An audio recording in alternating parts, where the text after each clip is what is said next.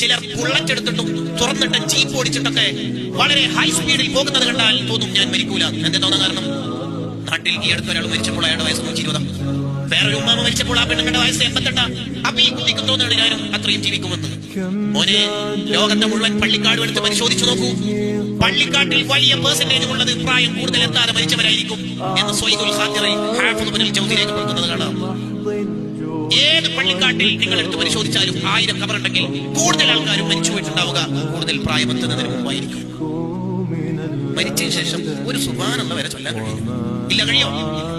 അതുകൊണ്ട് ആ മരിക്കുമെന്ന് ഉറപ്പായി മരണം മുന്നിൽ കാണുമ്പോൾ മനുഷ്യന്മാർ വിളിച്ചു കേഴുന്നത് ലൗലാ അഖർതനി, എനിക്ക് കുറച്ചുകൂടി സമയം തരുമോ? എത്ര സമയം വേണം? എത്ര?